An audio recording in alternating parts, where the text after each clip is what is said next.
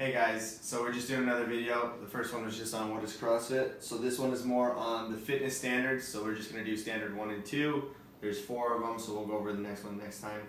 So this first one, these 10 are the 10 general physical skills. We kind of touched on them last time. So I'm just going to kind of go over them, talk about them, and then we'll talk about the hopper model, and then we'll be good. So the first one is cardiorespiratory endurance. So the ability for the body systems to gather, process, and deliver oxygen, right? So this is like how well can you breathe while you're under stress, basically, right? When you're doing a workout, how well can you breathe? Can you get a lot of oxygen, all that stuff. Number 2 is stamina, the ability of the body systems to produce, deliver, store, and utilize energy. So this would be if we're doing longer workouts, think like a 5K run, or when we do 20+ minute workouts, can you hold on, can you keep a continuous pace, all that stuff. Number 3 is strength, the ability of the muscular unit or combo of units to apply force.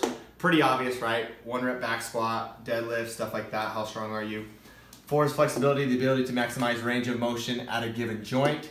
So think flexibility, you can think of it in terms of nothing too crazy, like, you know, overhead squats, or it can be pretty complex in like a pistol or a single arm kettlebell overhead squat where you need pretty crazy ranges of motion, stuff like that.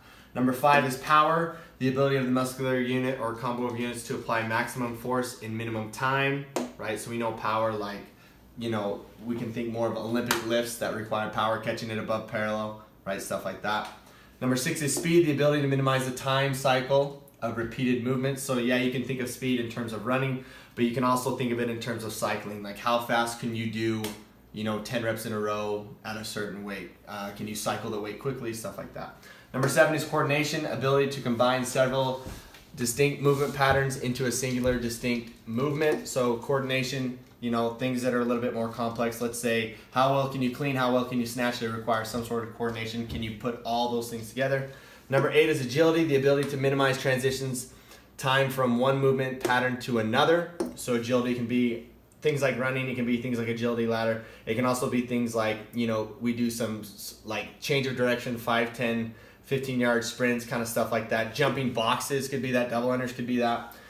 Number 9 is balance, ability to control the placement of the body's center of gravity in relation to its support base. So you can think balance. What do you need good balance on? Yeah, movements like overhead squats, stuff like that. It could also be things like ring support, could be handstand holds, could be freestanding handstand holds.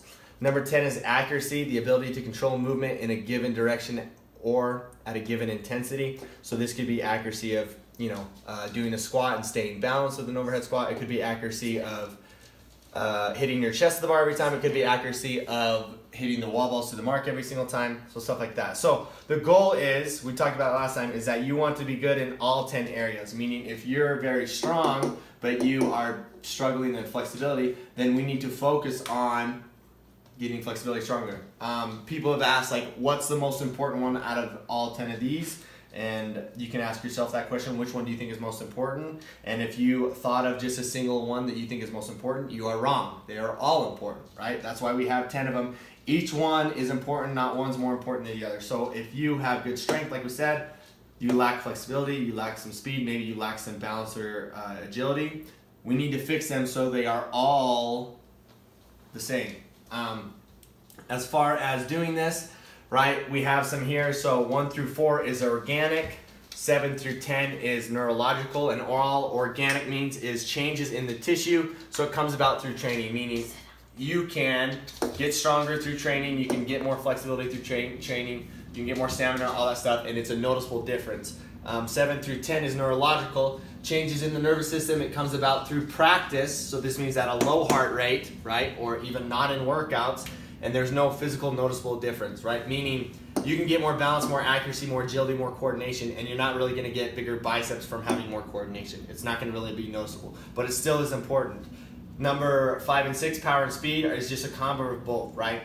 You can see them organically, so you can see changes in the tissues, but it also can happen neurologically, meaning it just happens through the nervous system. So that's what we're looking for through the 10 general physical skills, right? Each one is important. Kind of look and see what do you lack in and what should you kind of focus on.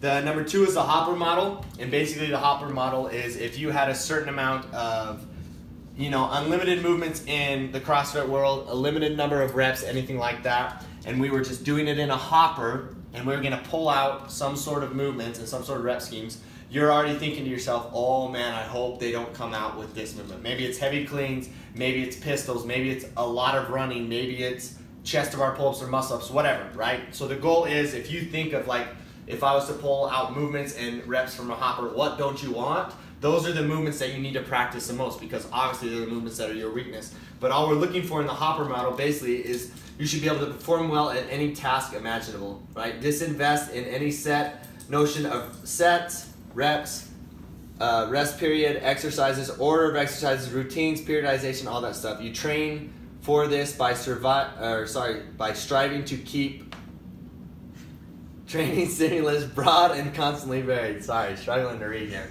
So basically what this is saying, right, is in human nature, you're not just going to have to, let's say you get stuck and you have to, lift somebody up or lift a certain amount of rocks, right? You're not just going to have a set number of reps that you have to do and then you're done. It's not just 21, 15, 90 and you're always done in nature or something like that, right? It may be odd objects. It may be that you have to do things over and over and over again, right? It may be you have to run away from a freaking bear or something for 2 hours, who knows, right? And with 0 rest instead of having little intervals or stuff like that. So the hopper model, just think of it in terms of you should be able to perform whatever movement is called on you at whatever time is called on you, and no matter what kind of repetition. So like we said, think of it if we threw every movement into a hopper, right? Maybe you don't want to see pistols. Maybe you don't want to see a single kettlebell overhead squat because you struggle with mobility.